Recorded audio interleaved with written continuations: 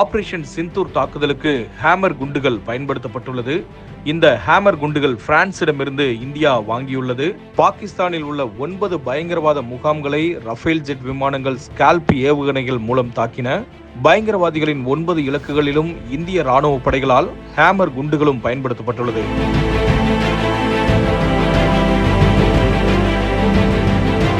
Hammer என்பது ஏவும் உயரத்தை பொறுத்து 50 முதல் 70 கிலோமீட்டர் வரம்பில் உள்ள இலக்குகளை தாக்கும் திறன் கொண்ட ஒரு துல்லியமான ஸ்டாண்ட் ஆஃப் வெடிமருந்து. ஹேமர் குண்டு சுத்தியல் போல ஒரே அடியில் குறிபார்த்து அடித்தால் பாதிப்பு கடுமையாக இருக்கும் என்று கூறப்படுகிறது. இது பிரான்ஸ் நாட்டில் உருவாக்கப்பட்ட வழிகாட்டி ஏர் டு சர்ஃபேஸ் வெடிமருந்து. இது குறைந்த உயரத்தில் இருந்து தாக்குதல் நடத்தவும் ஆழமான தாக்குதல் நடவடிக்கைகள் என இரண்டிலும் சிறந்து விளங்கும் வகையில் வடிவமைக்கப்பட்டுள்ளது. கடந்த 2007 பிரான்ஸ் விமானப்படை மற்றும் கடற்படை போக்குவரத்து பிரிவில் இந்த ஹேமர் குண்டுகள் பயன்படுத்தப்பட்டுள்ளது. உக்ரைன் நாட்டுக்கும் இந்த ஹேமர் குண்டுகள் வழங்கப்பட்டதாக தகவல்கள் தெரிவிக்கின்றன.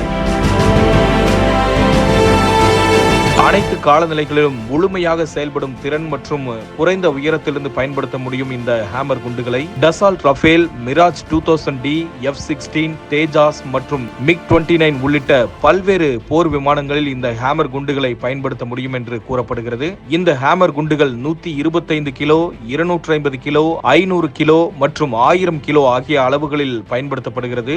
தற்போது பாகிஸ்தானில் உள்ள 9 நிலைகள் மீது இந்த ஹேமர் குண்டுகளை வைத்து தாக்குதல் நடத்தப்பட்டுள்ளது. செய்திகளை உடனுக்குடனும் துல்லியமாகவும் தெரிந்து கொள்ள சப்ஸ்கிரைப் பண்ணுங்க.